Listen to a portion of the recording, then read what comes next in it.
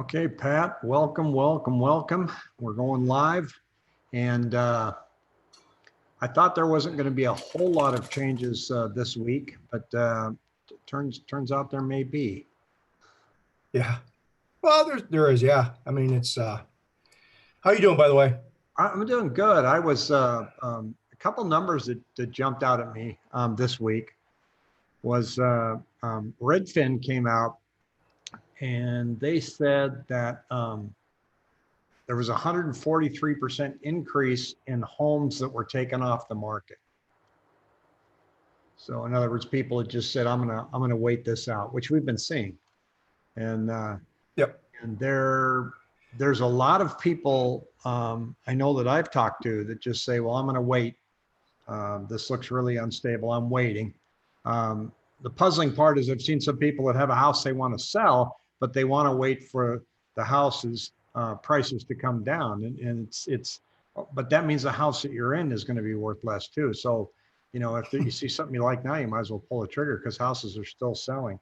And as much as I worry about what I'm seeing, I did see another stat that showed that demographically, we have the largest buyer pool ready to buy than we've had in a decade. In other words, the average age for home buyers is 33, and that's the largest population group that we have right now. So it does not look like we're anywhere near being lined up for a crash, because even our nominal prices, while they were going up, were nowhere near on a scale to where they were in 2006. So that part's encouraging, but I still am nervous about the economy overall, and think we need to watch it carefully, and we really need to stay on top of these lending trends. So I posted yesterday that I thought we had good news because the feds are coming in to help lending, but it, like everything else that Congress throws out, they may not have solved it, right? No. Yeah. Yeah. It's just frustrating, and that's what I think is going to be the $64 million question, because like you said, you got the government. You and I were just talking on the phone, and you heard my frustration, and I'm trying to be more Let it rip. calm here on this Zoom call for other people, but obviously I was a little, you know. But bottom line is, government's doing one thing, and the government-sponsored enterprises, the GSCs like Fannie Mae and Freddie Mac, are just this is what at the bottom line is. That's what's concerning me, because the feds, I was reading something that about a month ago, they were talking about servicers, these forbearances, 3 to 4 months out, and they, today they came out, the FHFA, the Federal Housing Finance Authority, said, we'll cover up to 4 months of forbearance, but there's a servicer backstop, so to speak, in terms of all this forbearance and whatnot. But they said that they'll provide some cash for the servicers. But I'm reading the stuff that I'm reading in these industry, I'm doing the research as far as industry, information that I read on a daily basis. They're not going to be giving money out. I think the depository banks are going to be more, how can I put it?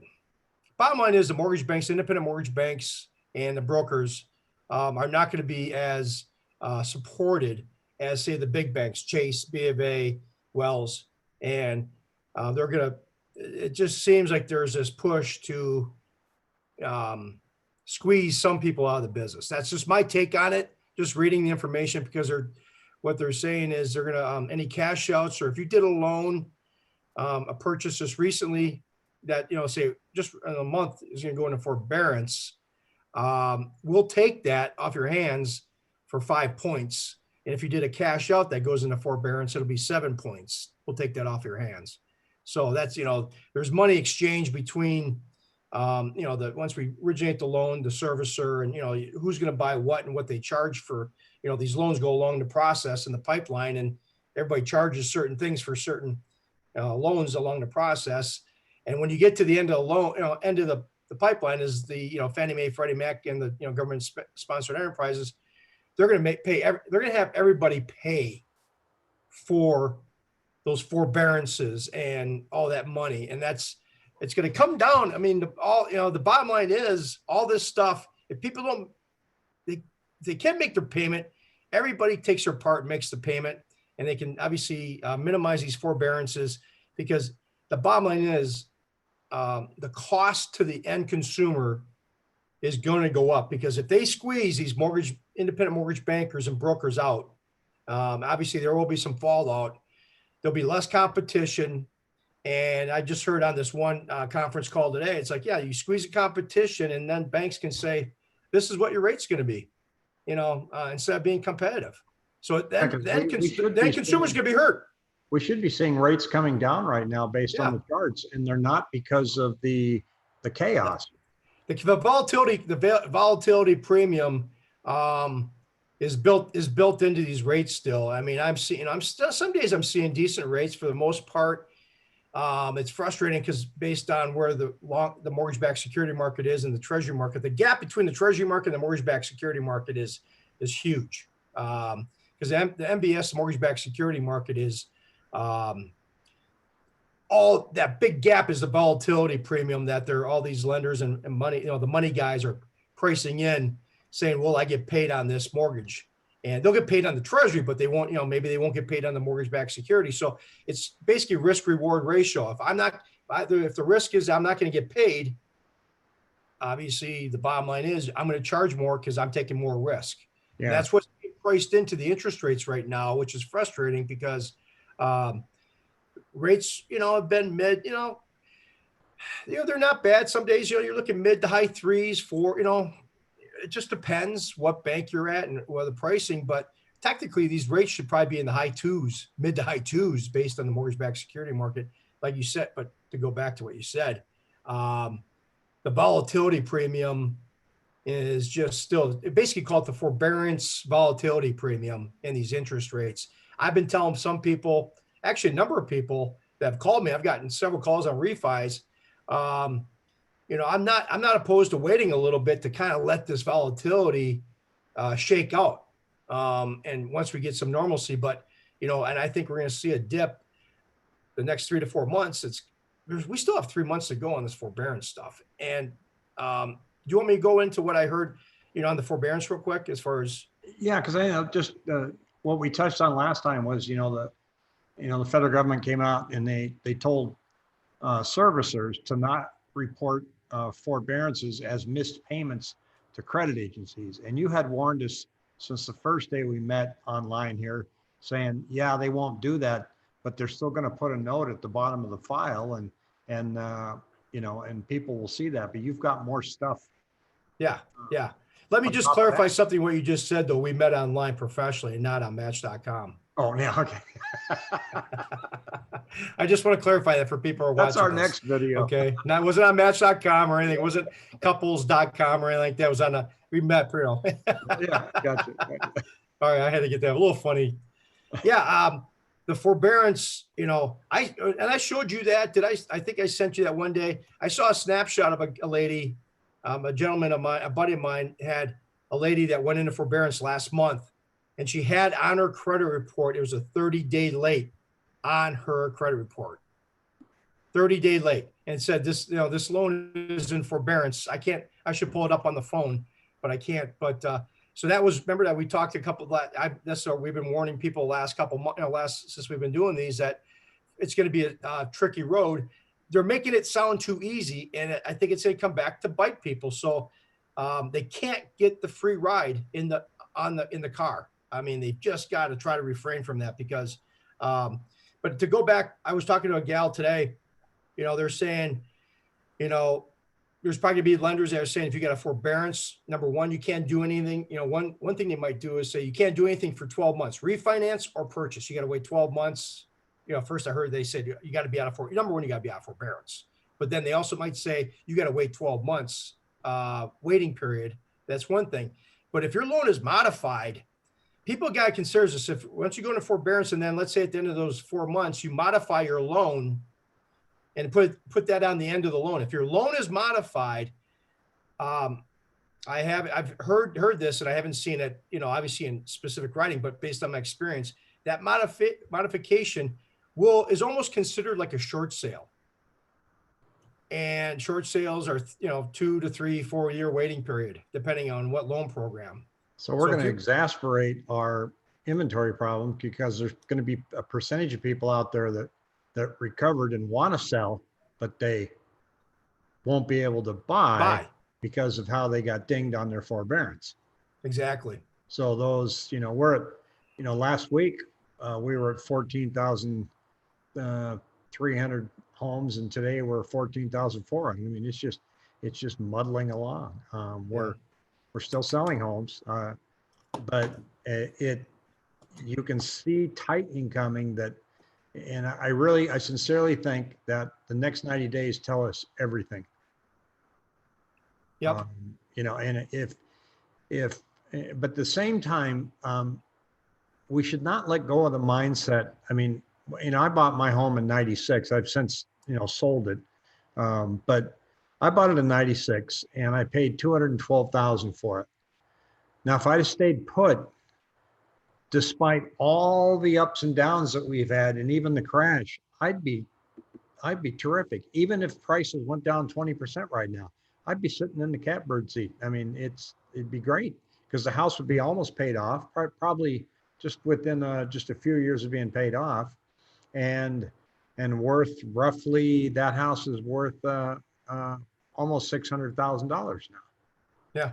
Not a bad position to be in. So if you're trying to get in on your first home right now and competition is waning, I don't think I'd worry about the possibility that there might be a 15 or 20% dip in the short term, because you won't even feel it later. So I'm not trying to scare anybody away from the housing, but I also want to let people know that if you're if you are thinking of selling, then maybe you either sell now or you do wait it out, because the next 90 days, I mean, if we don't open things back up, I can't even begin to think what's going to happen. No, I agree. I mean, you're right. I think for anybody that's listening out there, hopefully we got bunch of we've had a bunch of people pick up these YouTube. You and I are speaking from a position of experience. There's a lot of underlying currents going on. But I think, you said April, May, June. By end of July, you're going to obviously see kind of what's happening there. Well, and you have to ignore the national data too, because on housing, because that's influenced by both the coasts. So like New York and California, they'll get hammered, and Phoenix may plug along doing just fine. But we'll see a dip. But these numbers where you see where we're down 8.5% on sales. Well, I don't think we were, but California, New York certainly were. So, you can't look at national numbers. You've got to look at local numbers. Well, I think, you made a good point about the millennials. I mean, we are in a strong housing market here. Millennials, I think we touched upon this about 2 calls ago, but, and I think I mentioned about how the millennials, a big baby boom, these guys that were the last recession were 10 years, 10 ago, they were 20 years old. Now they're 32 and 33. They're definitely in a buying position. And I think a lot of people are going to be, I just saying about this morning, a lot of people are going to be pent up. People that have been wanting to buy a house the last 5-6 months are sitting in an apartment. They're going to want it. They're just tired of living in an apartment now, especially now the last month and a half. They're going to be like, I got to get out of here. Yeah, I got to have a yard. I got a yard and stuff like that. But I mean, to go back, that forbearance thing. I think. And the thing of it is too, we talk about this too, and this is for people. We're just talking, kind of back and forth. But even if we do see a hit, this gentleman that I'm working a loan on, working on a loan for, he said, and this is for people listening or thinking about buying. He's like, I could wait for the market to crash, but he goes, that might be 2-3 years out, 4 years out, as far as a total downturn. He goes, I want to be in a house. I want to get out of this apartment now. And he goes, I don't really care. And I think there's some people who are like, hey, he goes, if it dips 10, 15%, my $1,600, $1,700 25, if there's a certain portion of that, $400 or $500 a month is going toward equity, in the next 3-4 years, if you see a crash, I'll be 3-4 years ahead of my equity, as far as paying down my loan. So he made a lot of good sense. I think the other thing to watch too is colleges. There's I know a young lady lives in Flagstaff. She's trying to get her nursing degree, and she has to do her clinicals online, and she hates it. She'd rather be there at the school, but there's so many people now that have been forced to take their college classes at home, and the ASU and everybody now are trying to put together incentives to get people to come back in the fall. What's going to happen to all of those new luxury apartments they built up there on Apache and University? Are they going to fill up, or is that going to be the first sign of a rental collapse in college apartments? Because I think they've been overbuilding for years. And I make the comment: when did college kids get so rich? They're getting these student loans, and I think you're going to see a domino effect. A couple things, but I think colleges like ASU are trying to lure people to come back, and kids that are getting college loans are getting them because their parents are also co-signing for them, and the parents aren't going to be co-signing this round because they've probably, a lot of them have lost their jobs temporarily, or they're in forbearance. So they're not going to have this pool of cash to go to ASU and live in a $1,500 a month apartment with the best of clubhouses and pools and pool tables. So I think that's going to shake out worse than housing. I think housing may stand on its own, but I think that college rentals will be something that we're going to see this fall radically change. Could be wrong, but it's just my gut. I totally agree with you. I mean, like you said, I think we're good at. We're trying to piece together for people who are listening to this. Obviously, some different things to think about, versus just saying, the market's going to go down, or real estate's going to go down, or this or that. I mean, I think you and I are just, good. You and I will sit on a phone call and just talk about certain things and topics. Like, you got to this is one big puzzle we're all trying to put together here. Yeah, and the area that's insulated that I spoke about yesterday is 55 communities, especially Sun Lakes. And because, let's face it, they're already unemployed, right? They're all retired, and so they have their own economy. And houses are still going with multiple offers down there today. I mean, I saw one go up just a few days ago, and the next day it had a pending sign on it. And they're not out of work, or they're out of work already. Yeah, they're out of work on purpose. So, but it'll be affected if somebody's trying to sell their house in Minnesota and they want to come out to Arizona. But right now we're not seeing that. And a lot of them are cash. They sold their house maybe 6 months ago or 3 months ago, and they're out shopping right now. So that's the thing is, a lot of them had. I'm sorry. Jump in there. I think a lot of people had cash. Sun Lakes. Whenever I look at Chandler, when I look at the data, I pull Sun Lakes out of it because it skews the numbers so bad. Well, a lot of people, they're in a position to sell. I think up in Minnesota or Wisconsin, because typically people I've ever talked to in the last several years, they own their house outright and they're just selling it. They got the cash. So yeah, I totally agree with you. That market's not going to be affected. But one thing like I said, bottom line, to go back, like I said, this, I think this forbearance stuff is going to still, I'm really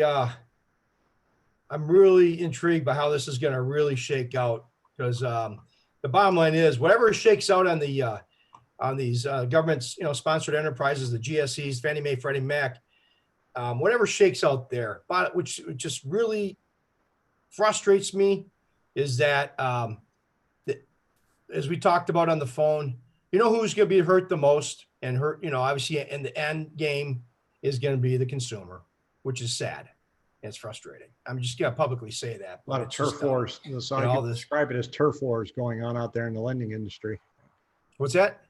Maybe a little bit of turf wars going out in the industry. Yeah. The big guys are going to try and shove the little guys out and take advantage of the situation.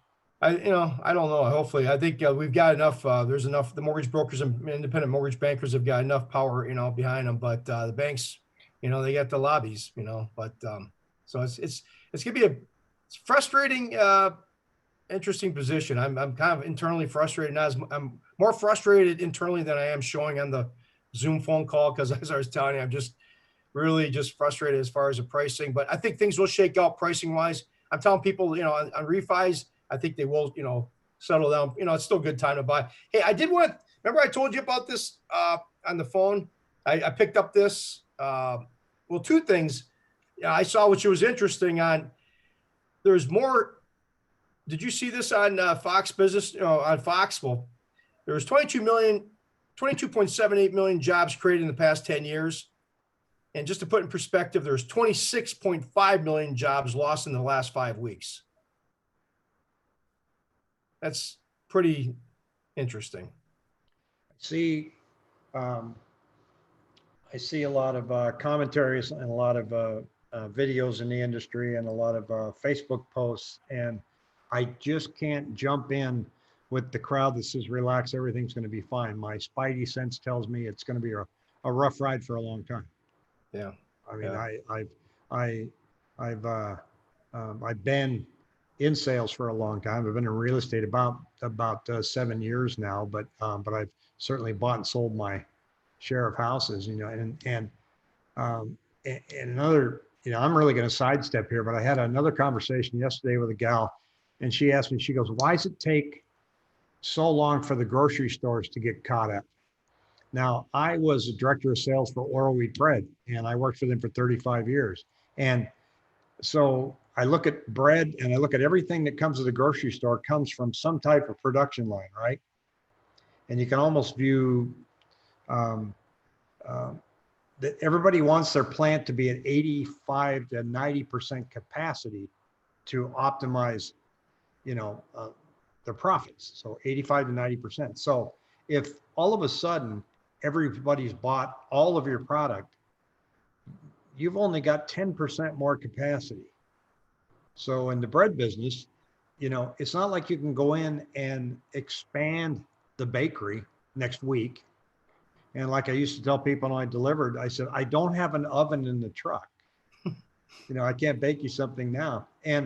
But people get mad because they don't understand how supply works, how the supply chain works. They think, I know an account manager in Southern California, the customers are calling saying, I know your drivers are giving their bread to Walmart before they're giving it to us. And they go, no, we just don't have enough. Well, it's been a week, it should be able to catch up. It's not that easy. And they're making record profits because they don't even have to, nothing's on sale right now in the grocery business. You're just happy to see things when you go in there. So, but their labor costs have gone way up. And how that relates to housing is an inventory issue too. So if things loosen up and people get confident and they go out there before the inventory catches up, people putting their houses on the market, we could see prices go absolutely crazy because they're going to, and then it's going to take a little while to calm that down. So that may be a year and a half out, but it could be epic. So we could see a dip. And I think in the next 60 days, if we don't really start getting some relief and coming out, especially in 90 days, we're 15% down in prices. There's no avoiding it. But 18 months from now, all bets are off. Oh shit. Something to chew on. Did I just knock you out here? Did I knock myself out? No, you're on. Oh, what did I do here? You're still good. Am I still good? Yeah. I'm gonna put you to sleep. So maybe, huh? I lost my post attendee. I don't know. I'm still. You can see him on the camera. Yeah. Okay. Well, let me just. I'm gonna. I'll actually. I can't. For some reason, I knocked my camera out. I don't know what the heck the deal is here. Maybe. Let me see if. Well, I think. What should we look forward to for this week? What are we looking at? I mean, I don't see anything. Senate isn't even going to meet until May 4th. So nothing really on my end to report, to be honest with you. I'll be making. Can I leave you with this one thing as far as the spoof? I told you about the phone spoofing. Oh yes, please. Yeah. I saw this on an industry thing. Freddie Mac. There's a new fraud alert from Freddie Mac that's people they put out that's they said spread to your clients. Freddie Mac put out this fraud risk bulletin saying they call it phone spoofing. Basically, consumers called. A phone call appears to be coming directly from Freddie Mac. Basically, how it works is the caller ID basically displays the call is coming from 1-800-FREDDIE. The caller had publicly available information, that to the individual, like, the mortgage servicer name, that stuff that's publicly available. They use that to gain your trust. And then the caller will rarely leave a message, it says, but if they do reach a consumer, they offer them a low interest rate or some other misleading information. And it says in some cases, the entity will make calls. Basically they said, and I asked you, I said, well, if they don't get any information, but you were saying that, people that could, lead you to a website, say, hey, you know what, this is Freddie Mac. We need you to go to a website. There's all types of fraud. It could be something as simple. Let me lock this right in today for $1,500. Yeah. That's a good point. Yeah, I see. Because I read this thing. I asked, for $500, I can lock you in for at 3%. Yeah. Well, better than that, 1.5. Yeah. And people are desperate. So I just want to if people have got friends that own homes, be suspicious. If anybody's making an outbound call to you, Freddie Mac is not going to make an outbound call to you to say, we want to refinance your house. Sometimes obviously your servicer will, but not Freddie Mac, Fannie Mae. So, you better be, chances are they said one thing to do is hang up and get the phone number. If the person's legitimate, take their information. They would give you their information for you to call them back if they're legitimate. If they're not going to give you, they're not going to give you their information. And then you can always say, what time you having dinner? And they say, why? So, well, I want to call you when you're eating. Yeah. So just beware that they made a post about there might be some scammers out there trying to, feed on people that are desperate, trying to do some type of load modification. Just beware. Yeah, be careful.